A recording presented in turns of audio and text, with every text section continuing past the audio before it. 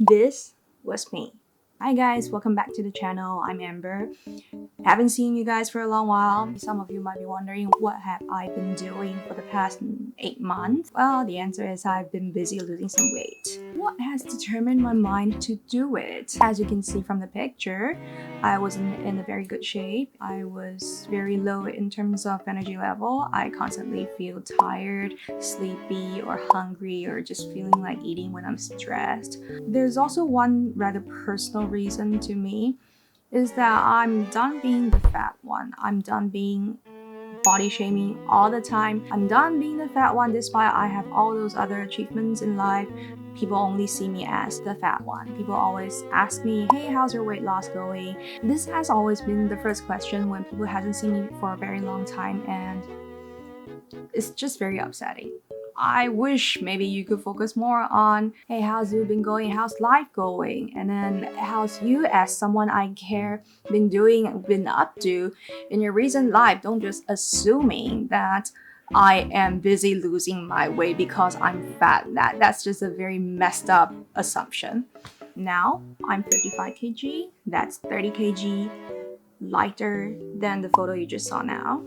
And I am actually still continuing this weight loss journey. My end goal is 49 kg. But before I reach the final result, I want to share my progress with you, and I also want to share with you what I have been experiencing throughout this whole journey. I've tried a lot of things. What I feel is the gentle ones weren't actually for me. For some reason, it became too comfortable for me, and then or maybe too tiring because the whole period lasted too long, and I just forgot that I have a purpose for this period of life, and that the purpose is me losing weight. For this time, what I did differently is I tried those extreme ones. So for a start, when I get back to Singapore during the Chinese New Year's, I started with a 7 days straight up water fasting. I wasn't eating or drinking at all except for drinking pure water for 7 days straight up. I've done that before, so I kind of have the experience that handling my body against these situations where you can overcome during a water fasting. Example, you might experience nausea, you might experience very low level of energy, and then you might feel that next minute I'm gonna pass out. But I kind of know where my body's boundaries are, so I know what to do about those rather extreme situations. For example, maybe if I'm feeling very dehydrated right now, I know that I need to get some electrolytes in my body, so I will take supplements like potassium, magnesium, all those things just to help me cope with those situations where I don't feel so well. Usually for me personally, those symptoms will go away or go a lot lighter maybe 1 or 2 hours after I take the supplement.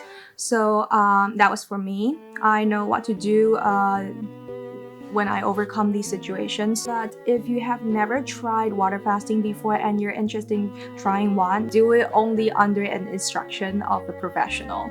Maybe your gym coach, maybe your doctor, your GP, whatever suits you. So this was the first thing I did.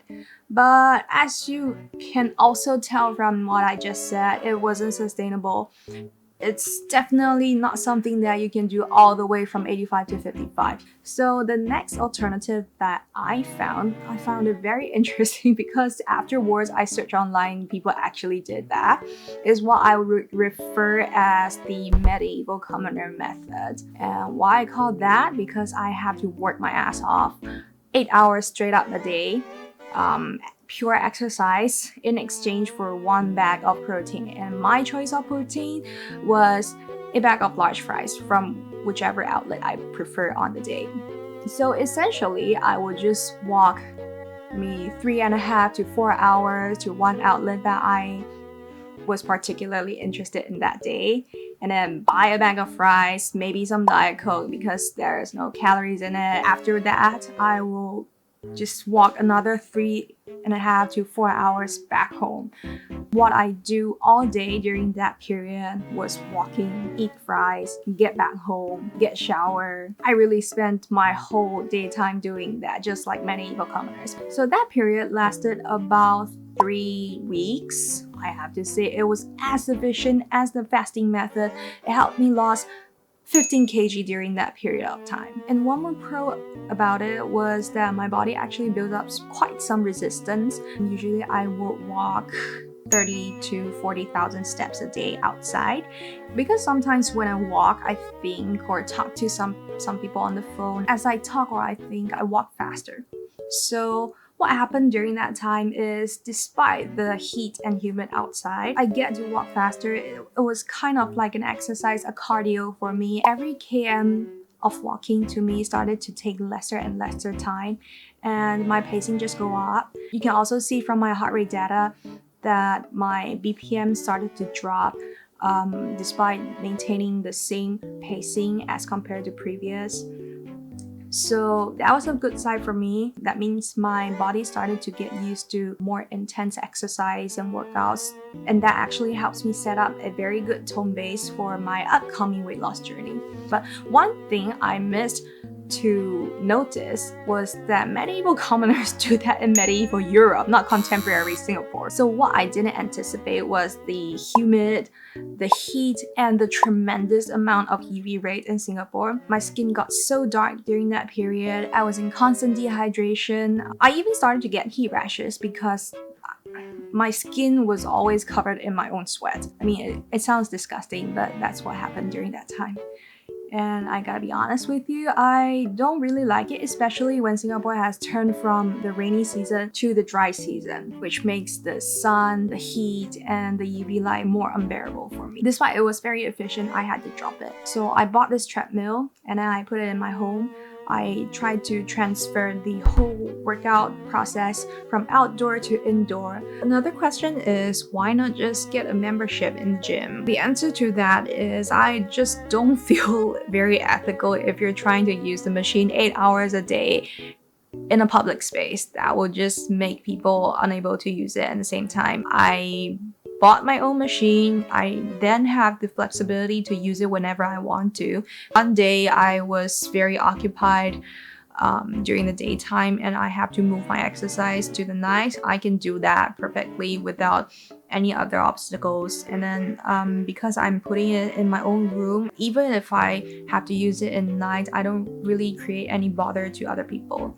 So that's the pros about having your own treadmills at home. So what is different from walking outside is that if you're walking indoor on a treadmill, maybe in an air-conditioned room, or even if you just put the fans on, nothing else, your body will still feel it's a lot cooler, and then you're not exposed under strong sunlight and UV rays. That means your body won't feel in constant dehydration.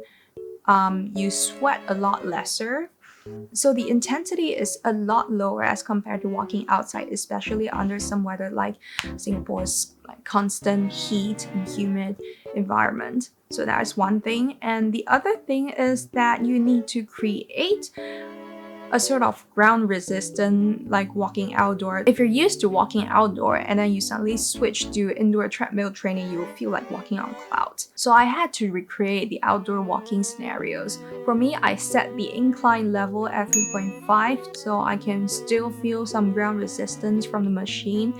And apart from that, I need to be specifically careful about my pacing. So another thing about walking outdoor is that I tend to walk faster when I was thinking about stuff going on in my life, or I was just talking to someone rather in real person, like face to face, or just over the phone. So that kind of thinking process makes me walk faster.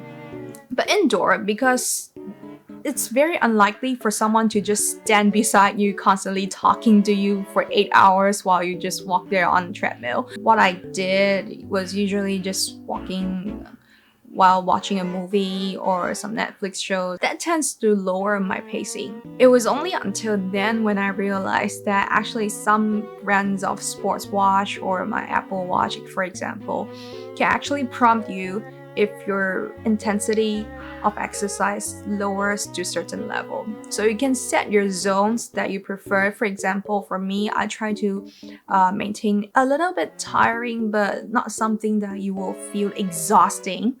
So for me, that zone is 110 to 114 BPM. Also, you can set up a pace prompter. Anything below that, when you're exercising and then your watch will prompt you saying you're actually working in a relatively easy mode. I did actually experience a little setback when I was at 58 kg. I only realized the reason why I was having that plateau for a very long time. It was actually 2 or 3 weeks of plateau. It was because that my body was burning on a higher efficiency mode. Hence, the calories that I burn on a daily basis, despite maintaining the same level of exercise, was actually lower as compared to previous. So I had to increase my pacing from 3.5 to maybe sometimes 5.5, 6, nothing lower than 5.5. If I am on a good condition that day, I might up to 6.5 or even 7. So check out your data. Make your effort count. So personally, I like to refer it as the Joseon Commoner method because it was a variation of my medieval commoner method. I cannot constantly eat fries at home. It wasn't very accessible for me. I don't like to wash the pots. I tend to keep the work for my exercises, not just cleaning process. I also own a rice cooker, so cooking rice was just a lot easier for me to prep. So during that period of time, what I eat is usually rice, kimchi, and seaweed. Seaweed is not a necessary, but it was definitely a good flavor to what I eat day to day. Suddenly feel like a commoner during Joseon period, and that's why I call it. During this Joseon commoner period, what you eat for the day is actually very flexible. You can adjust according to your own preference. For me, I choose rice simply because it was more easy for me to prep. You can choose whatever works for you. If you feel much more happier eating pasta than eating rice, do it, because happiness is also a very important fuel to keep you moving throughout the day. And this whole Joseon commoner method actually helped me lost 9 kilograms from 64 all the way to 55 where I am right now. It was also during that period of time that when I realized that I can actually start to run faster. Before, when I was at 85 kg, my running speed was actually only 4.5 at top. As I slimmed down more, my heart function and lung function start to get better. I have to carry lesser weight as compared to before, so that also makes my body more easier to move. I feel more balanced when I was running, so actually I can gradually increase my running speed. Now I can run at 9.5 km per hour, and I have never actually experienced this level of speed before in my whole life. For a trackable record, this is my new height, and I intend to push it even more. So these are everything that I tried for my weight loss. I was experiencing a lot of benefit that I didn't get to enjoy from previous. I get to try out different styles. I have to buy new clothes like a lot because a lot of clothes from before, I just cannot wear them anymore. Yeah, take my jeans as example. My previous jean, if I stuck myself into it now, it will still be enough room for a fist. But also maybe because my fist got smaller. I enjoy the shopping experience, definitely. And then I am also happy that I can try out new styles right now. Included but not limited to clothes and hairstyles. I even bleached my hair. I'm getting better sleep quality at night. I don't easily get nose blocked all the time, and then I don't feel so difficult falling to sleep anymore. I definitely feel a lot less puffier than I was before. I used to think that my face got puffy because I didn't have a good sleep the other night before, and maybe I was eating too much sodium and stuff, so my face don't look at the best state. After I slimmed down, I just realized that it's less likely to become puffier when your body doesn't have so much waste and toxins inside. My skin condition definitely got a lot better. I have lesser acne right now as compared to previously this year. And as you can see from the photo, this side view shows that my acne problems were quite bad at the time, and also it wasn't very bright. It has pimple holes on it, but now these are all gone. I'm not actually wearing a lot of makeup right now. The only thing I wear is just some eyeshadows, and then as you can see from my side, there are not a lot of pimple left anymore, and this one just popped out this morning. I'm not sure why, maybe because I've been eating spicy sub recently. Another thing I gained from this whole weight loss experience is that it feels good to be free from food. I mean, don't get me wrong, I still like food, I still like good food, I still like cooking, just that my life seems broadened up. I get to focus on a lot of different things in life, not just food anymore, but also the views that I get to see during my outdoor walks, and then the games that I can try whenever I feel the need to shift my focus away from food. So I tried new games I haven't tried before. Example, I tried Stardew Valley for a period of time. I did not know how much I can love Stardew Valley, and that was a good finding, my new hobby. And then I also get to try new things like playing card games with my friends. So recently I've been playing One Piece card games and Lorcanas.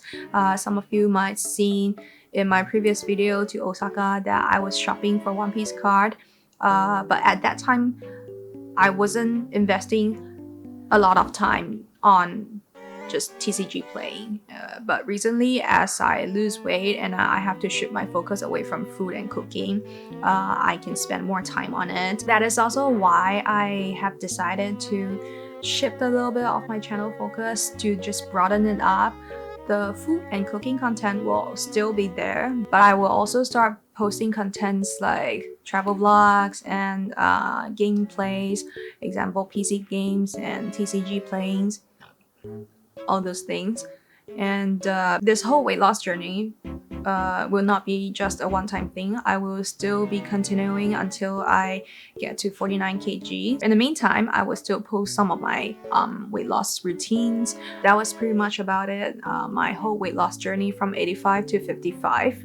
And I hope that for some of you that is currently on the similar path to me, I hope that experience sharing is helpful to you. Maybe you can also share with me your experience of weight loss, and if you feel related to this video, I want to hear it more from you. So I'll see you guys in my next video, which I'll be showcasing you of my TCG playing experience recently. And for the upcoming other videos, I will be soon traveling to Taiwan, Japan, and Shanghai recently. So I will also be posting some travel vlogs very soon.